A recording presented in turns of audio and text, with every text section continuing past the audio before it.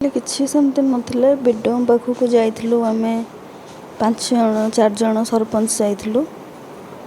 ଗଲା ଭିତରେ ବିଡିଓଙ୍କୁ ପଚାରୁଥିଲୁ କି ଆମ ବିଲ୍ ଫିଲ୍ କାହିଁ କରୁନାହାନ୍ତି, ଯେଉଁ ଘର ଭଙ୍ଗା ଯେଉଁ କେସ୍ଟା ଯେଉଁଟା ଲୋକଲୋଚନକୁ ଆସିଥିଲା, ତାପରେ କେଉଁଠି ନା କେଉଁଠି ବିଧାୟକ ମୋତେ ଆକ୍ରୋଶ ରଖି ମୋ ପଞ୍ଚାୟତ କାମ ବନ୍ଦ କରିଥିଲେ। ମତଲବ ବିଡିଓଙ୍କୁ ପଚାରିବାକୁ ଯାଇଥିଲି, ସେଠି କିଛି ପିଲା ଆସିକିରି ମୋ ଭାଇକି ଖରାପ କରି କୁଆକି କରିଥିଲେ। ପ୍ରଶାନ୍ତ ସେଠି କି କାହିଁ ଭିଡ଼ିଓ କରୁଛୁ, ଭିଡ଼ିଓ ବନ୍ଦ କର। ମୁଁ ଗୋଟେ ମୋବାଇଲକି ଛଡ଼େଇ ଆଣିଥିଲି ମୋ ଭାଇ କତିରୁ।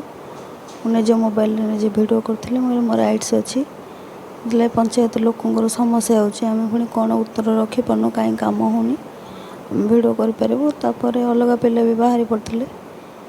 ବାହାରି ପଡ଼ିଲା ଭିତରେ ମୋତେ ବେଶୀ ଦୁନିଆ କଥା କହିଥିଲେ। ମୋ ଭାଇକି ଧକ୍କା ଫକ୍କା ବି ମାରିଥିଲେ ବ୍ଲକ ଭିତରେ।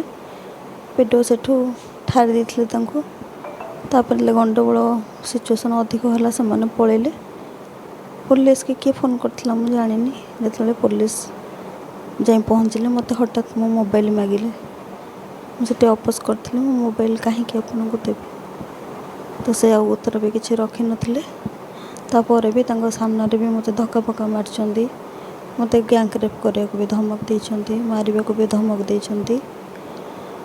ଆଉ ପୋଲିସ ସାମ୍ନାରେ ମୋ ମୋବାଇଲ ଫୋବାଇଲ ଛଡ଼େଇକି ନେଉଛନ୍ତି, ଯେଉଁଟା ଭିଡ଼ିଓରେ ବି ହେଇଛି, ଦେଖୁଥିବେ। ପୋଲିସ ଯେତେବେଳେ ମୁଁ ବାରମ୍ବାର ପଚାରିଛି ଆପଣ କ'ଣ ପାଇଁ ମୋତେ ନେଇକି ଯାଉଛନ୍ତି, ପୋଲିସ ଉତ୍ତର ଦେଲାନି। ତାର ନେଇକି ଯିବା ବାଟରେ ମୋ ମୋବାଇଲକି ଛଡ଼େଇଥିଲେ। ମୁଁ ଲାଇଭ୍ କରୁଥିଲି, ତା ଭିତରେ ସେମାନେ ମୋତେ ମୋବାଇଲ ଛଡ଼େଇବା ଭିତରେ ଯେଉଁ ମୋବାଇଲ ଦେଉନଥିଲେ ବହୁତ ମାରିଛନ୍ତି। ଏଠି ବି ଥିବ, ଏଠି ବି ଥିବ, ଗୋଡ଼ରେ ବି, ପିଠିରେ ବି, ଛାତିରେ ବି ମାରିଛନ୍ତି, ମୋ ବ୍ରେଷ୍ଟରେ। ମାରିବା ପରେ ଭିଡ଼ିଓ କରୁଥିଲେ ସେମାନେ ସେମିତି କିଛି କାର୍ଯ୍ୟ କରୁଥିଲେ କି ଯାହା ଲୋକଲୋଚନକୁ ଆସିବ, ସେମିତି ଭୟ ଥିଲା, ସେଥିପାଇଁ ଆପଣ ବାରଣ କଲେ? ଭୟ ତ ନିଶ୍ଚିନ୍ତ ଥିଲା, କାରଣ ଆଗରୁ ମଝିରେ ଗୋଟେ ଟଏଲେଟ୍ ଭିଡ଼ିଓ ବି ମୁଁ ଆଣିଥିଲି କି ମହାକାଳପଡ଼ା ହେଡ଼କ୍ୱାର୍ଟର ଟଏଲେଟ୍ଟେ ନାହିଁ, ପାଣି ନାହିଁ, ଅସୁବିଧା ହେଉଛୁ। ତ କେଉଁଠି ନା କେଉଁଠି ସେମାନେ ସେଟାକୁ ଦେହକୁ ନେଇଯାଉଛନ୍ତି। ଆଉ ଯେତେବେଳେ କାଲି ବି ଯାଇଥିଲି, ମୋତେ ଲାଗିଲା କେଉଁଠି ନା କେଉଁଠି ପରେ ଏଇଟା ପ୍ରି ପ୍ଲାନ୍ କରାଯାଇଥିଲା ମୋତେ ହଇରାଣ କରିବାକୁ। ସେମାନେ ସଂଘବଦ୍ଧ ଭାବରେ ଆକ୍ରମଣ ମୋ ଉପରେ କଲେ। ତଥାପି ମୁଁ ବହୁତ ଲଢ଼ିଛି ତାଙ୍କ ସହିତ। ଯେତେବେଳେ ଫେସବୁକ୍ ମୁଁ ଜାଣିଲି କି ମୁଁ ପାରିବିନି ୟାଙ୍କୁ, ତ ମୁଁ ଫେସବୁକ୍ରେ କଣ୍ଟିନ୍ୟୁ ଲାଇଭ୍ କରିଥିଲି।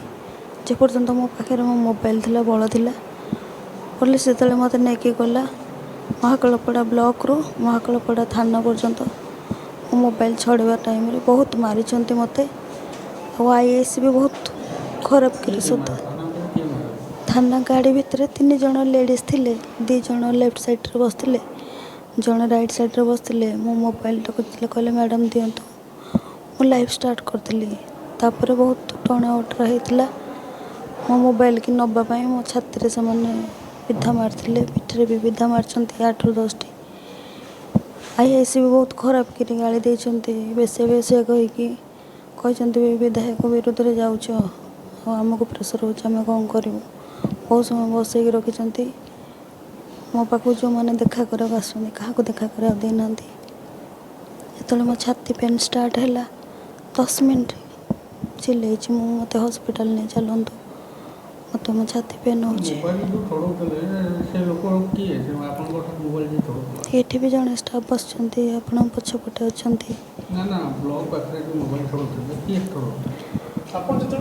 ତାଙ୍କୁ ମୁଁ ଦେଖିଛି କିନ୍ତୁ ଜାଣିଛି, ବଟ୍ ତାଙ୍କ ନାଁ ଜାଣିନି। ସେ ହଠାତ୍ ଆସିଲେ, ମୋ ପଛରୁ ମୋ ମୋବାଇଲଟା ଛଡ଼େଇଲେ।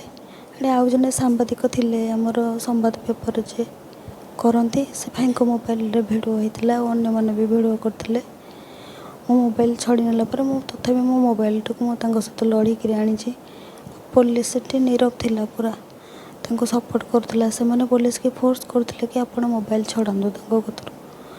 ସେମାନେ ଯାହା କହୁଥିଲେ ତାଙ୍କ ଇଙ୍ଗିତରେ କାମ ହେଉଥିଲା। ଯେତେବେଳେ ଗୋଟେ ମହିଳା ସରପଞ୍ଚ ସୁରକ୍ଷିତ ନାହିଁ, ତାହେଲେ ସାଧାରଣ ଲୋକମାନେ କେଉଁଠି ସୁରକ୍ଷିତ ରହିବେ।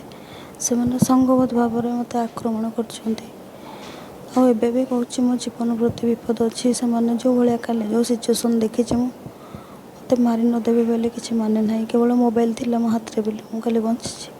ଆପଣଙ୍କ ପରିବାର ଉପରେ, ଆପଣଙ୍କ ଉପରେ ଯେଉଁ ରାଗ ରଖିଛନ୍ତି କି ଆକ୍ରମଣ କରିବା ପାଇଁ ଯୋଜନା କରିଛନ୍ତି ବୋଲି ଆପଣ ଅଭିଯୋଗ କରୁଛନ୍ତି, କିଏ ଏଭଳି କାର୍ଯ୍ୟ କରୁଛନ୍ତି କହିବେ? ଆମର ଯିଏ ବିଧାୟକ ଅଛନ୍ତି ଡକ୍ଟର ଦୁର୍ଗା ପ୍ରସାଦ ନାୟକ, ଆମ ପଞ୍ଚାୟତରୁ ସବୁ କାମରେ ସେ ପଇସା ନେଉଛନ୍ତି। ଇଟା ଭାଟି କତରୁ ବାଲି ଉଠା କତରୁ ସବୁ ଜିନିଷରେ ମୋତେ ବି ଡିମାଣ୍ଡ କରିଥିଲେ କି ତୁମେ £1,00,000 ଲେଖା ମାସକୁ ଦିଅ, ଯେଉଁ ଡେଭଲପମେଣ୍ଟ କାମ ହେଉଛି ତା ଦେହରୁ ଆମେ ବେଶୀ ନେବୁ। କେଉଁଠୁ ପଇସା ଆଣିବି? ମୁଁ କାମ ବି କର୍ମୀମାନଙ୍କୁ ବାଣ୍ଟି ଦିଏ, ମୁଁ କାହା କତରୁ ଟଙ୍କାଟେ ନିଏନି। ଆପଣ ପଞ୍ଚାୟତକୁ ଯିବେ ଦେଖିବେ କ'ଣ କ'ଣ କାମ ହେଇଛି। ହେଲେ ମନା କରିଥିଲି। ତାପରେ ଆକ୍ରୋଶ କରିକିରି ସେ ଘର ଭଙ୍ଗା କଥାକୁ ନେଇ ତାପରେ କଣ୍ଟିନ୍ୟୁ ସେମାନେ ମୋ ପଛରେ ଲାଗିଛନ୍ତି। ଯେହେତୁ ଆମେ ତାଙ୍କୁ କଷ୍ଟ କରିକି ମୋ ଦଳରେ ବିଜେପି ଦଳରେ 2017 ମସିହାରୁ ଥିଲି, ଯୁବ ମୋର୍ଚ୍ଚାର ଜେନେରାଲ ସେକ୍ରେଟାରୀ ଡିଷ୍ଟ୍ରିକ୍ଟର ଥିଲି। ଇଲେକ୍ସନ୍ ବେଳେ ବି ତାଙ୍କ ଲାଗି ବହୁତ ଖଟିଛି ମୁଁ, 1000 ଭୋଟ୍ ପ୍ଲସ୍ କରେଇଛୁ। ମୋତେ ଖରାପ ଲାଗିଲା ଲୋକଲୋଚନକୁ ଆଣିବାକୁ କି MLA ଏମିତି କରୁଛନ୍ତି। ଯେତେବେଳେ MLAଙ୍କ ଲୋକ ତାଙ୍କର ଯେ ଖାସ୍ ଅତି ପ୍ରଶାନ୍ତ ସେଠି ଏମିତି ବ୍ୟବହାର କରୁଛନ୍ତି, ତାଙ୍କ ଅନ୍ୟ ପିଲାମାନେ ବ୍ୟବହାର କରୁଛନ୍ତି, ବାଧ୍ୟ ହେଇକି ମୁଁ ଆଜି ନାଁ ଖୋଲୁଛି। କୋଉଠି ଆପଣ ନେତାଙ୍କ ସ୍ୱାର୍ଥରେ ବାଧା ସୃଷ୍ଟି କରୁଛନ୍ତି ବୋଲି ଅନୁମାନ କରାଯାଉଛି? ସେଇଟା ହେଇଥାଇପାରେ। ମୋତେ ଯେଉଁଟା ଭୁଲ ଲାଗେ ମୁଁ ସେଠି ବିରୋଧ କରେ। ଯଦି ତାଙ୍କ ସ୍ୱାର୍ଥରେ ତାଙ୍କୁ ବାଧା ପହଞ୍ଚୁଥିବ ବୋଲି ଲାଗୁଛନ୍ତି ତାହେଲେ ସେ ସେମିତି କାମ କରୁଛନ୍ତି କାହିଁ? ମହାକାଳପଡ଼ାବାସୀ ଅତନୁ ସବ୍ୟସାଚୀ ନାୟକଙ୍କୁ ଏଗେନଷ୍ଟରେ ତାଙ୍କୁ ଭୋଟ୍ ଦେଇଥିଲେ, ସେ ସେଟାକୁ ରଖିପାରିଲେନି। ଦୁର୍ଗାରୁ ମହିଷାସୁର ସାଜିଗଲେ। ସେ ଗୋଟେ ଗୋଟେ ମହିଳା ଉପରେ ଏତେ ବଡ଼ ଆକ୍ରମଣ ହେଉଛି ତାଙ୍କ ଇଙ୍ଗିତରେ। ମୋ ଭାଇକି ଆରେଷ୍ଟ କରି ଫରୱାର୍ଡ଼ କରିଦେଇଛନ୍ତି। ମୁଁ ଆସିଲା ପରେ ମାନେ ସଠିକ୍ ତଥ୍ୟ କେହି ବି ଦେଉନାହାନ୍ତି। ମୁଁ ବି ଗଣମାଧ୍ୟମରେ ମୁଁ କହିବାକୁ ଚାହୁଁଛି, ଆମର ଯେ ମୋହନ ଚରଣ ମାଝୀ ଅଛନ୍ତି, ମୋତେ ପର୍ସନାଲି ଭେଟନ୍ତୁ।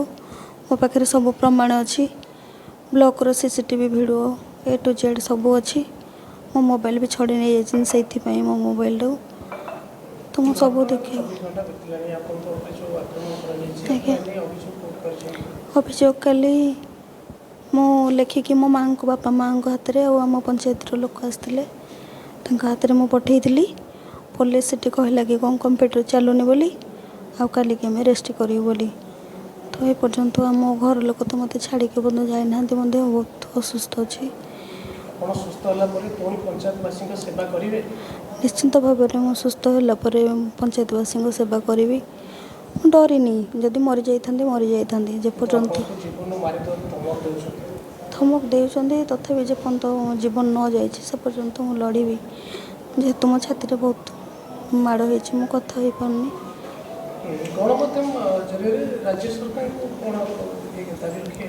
ରାଜ୍ୟ ସରକାରଙ୍କୁ ଏହା କହିବୁ, ଯେଉଁମାନେ ପୋଲିସର ରକ୍ଷକ ସାଜୁଛନ୍ତି, ଯେଉଁମାନଙ୍କୁ ସାଧାରଣ ଲୋକ ଭୋଟ୍ ଦେଉଛନ୍ତି, ସେମାନେ ଯଦି ରାକ୍ଷସ ସାଜିବେ ତାହେଲେ ଆମେ ବଞ୍ଚିବୁ କେମିତି? ଆମକୁ ସୁରକ୍ଷା ଦରକାର। ଆମ ମହାକାଳପଡ଼ା ବିଧାୟକ ଯେଉଁ ନୀତି କରୁଛନ୍ତି ତାକୁ ପୁରା ମହାକାଳପଡ଼ାବାସୀ ନିନ୍ଦା କରୁଛନ୍ତି। ମୁଁ ବି ତାଙ୍କ ଲାଗି ବହୁତ ଖଟିଛି ଭୋଟ୍ ପାଇଁ। ଚେୟାରମ୍ୟାନ୍ ଇଲେକ୍ସନରେ ବି ବହୁତ ଖଟିଛି, ମୋତେ ବହୁତ ବଦନାମ କରିଛନ୍ତି। ଆମେ ଅନେକ ସମୟ ଦେଖିଛୁ ଆପଣ ବିଧାୟକ ସାଙ୍ଗରେ ସହଯୋଗ କରନ୍ତି ଏବଂ ନେତା ମନ୍ତ୍ରୀଙ୍କ ଗସ୍ତ ସମୟରେ ମଧ୍ୟ ଆପଣ ନଜର ଆସନ୍ତି, କିନ୍ତୁ ହଠାତ୍ ଏମିତି କ'ଣ ହେଲା ବିଧାୟକ ଆପଣଙ୍କ ଉପରେ ଏବେ ଖପା ହେଇଛନ୍ତି?